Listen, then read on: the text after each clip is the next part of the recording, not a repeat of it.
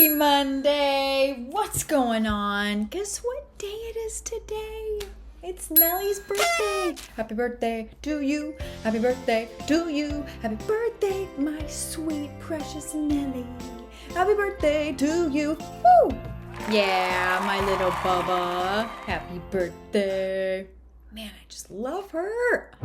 It's the Monday market update coming to you from Bothell, Washington. Yes! And you notice I'm sitting down today. Do you ever notice that I'm standing up for the rest of the market updates? And sometimes I'm sitting down? Well, I'm sitting down today because it's a little chat sesh, okay? A couple weeks ago, I said, stay tuned for my next video.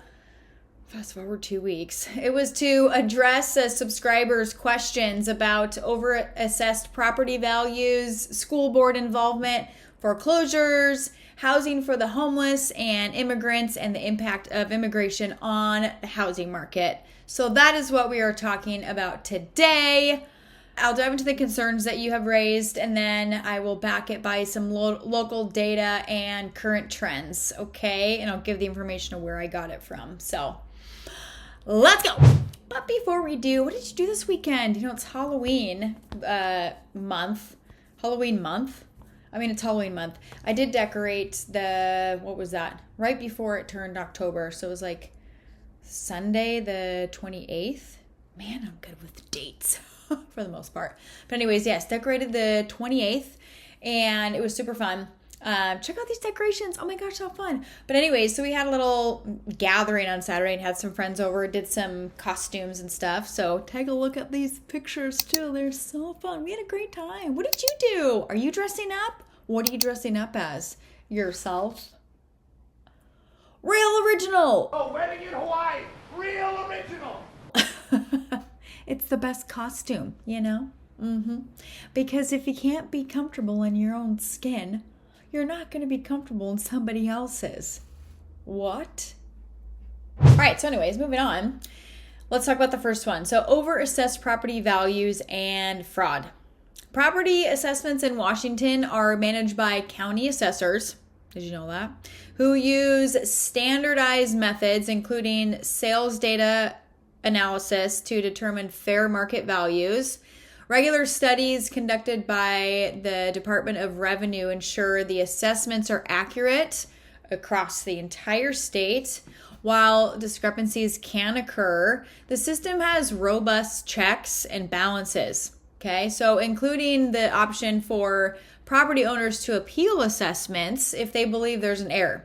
Unlike some states where property overassessment is a known issue, Washington has not seen widespread cases of intentional overassessment.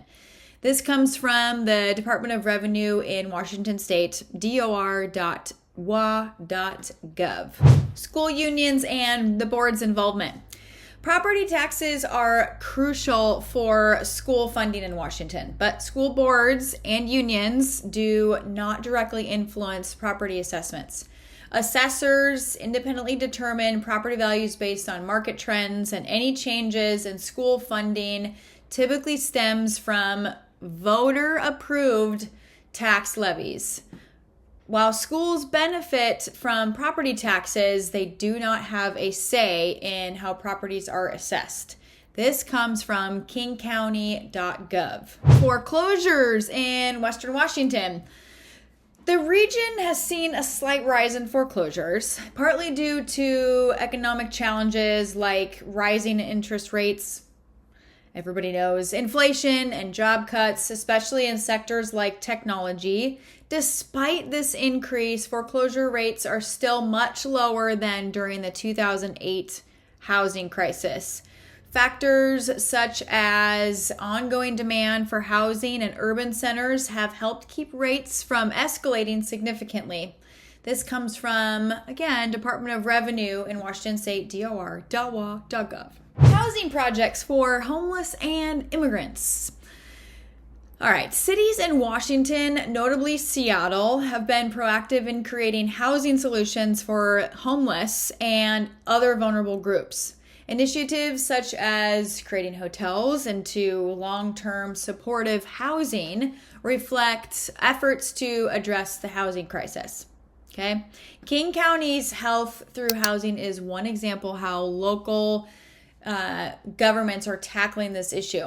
However, these initiatives are mainly concentrated in larger urban areas with fewer projects in smaller towns.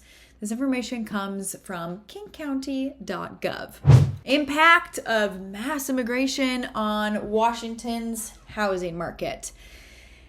Immigration has been a contributing factor to rising housing demand, right? Especially in cities like Seattle and Bellevue. This influx has intensified competition for housing, driving up property prices. However, it is just one part of the equation. Other factors like job market growth and general population increases also play a significant role in shaping the housing market dynamics in the state. This comes from Department of Revenue in Washington State, dor.wa.gov. Speaking of Bellevue, the Bellevue Real Estate Trends 2024, I'm going to create a video, so stay tuned. What buyers and sellers need to know. The Bellevue real estate market has seen significant changes over the years, I'm sure you've seen, shaped by economic shifts, new development projects, it's like a mini Seattle, I say, and evolving buyer preferences. As we move through 2024, understanding these trends can help both buyers and sellers navigate the market more effectively, and I will talk to you more about what you need to know. Stay tuned on that.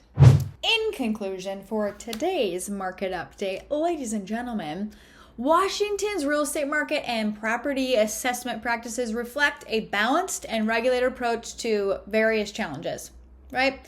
While over-assessment is not a widespread issue, the state ensures property values are assessed fairly with regular studies to maintain consistency. School funding benefits from property taxes, but assessments remain independent of direct school board influence.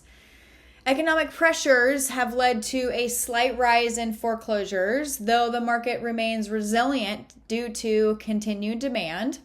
If you watched my Monday market update last week, we talked about the fact that the inventory is continuing to go up. Still a seller's market, but there's now over 2.5 months of inventory on the market. Yay! Meanwhile, moving on, initiatives to address homelessness highlight proactive efforts in urban areas, showing a commitment to tackling housing issues.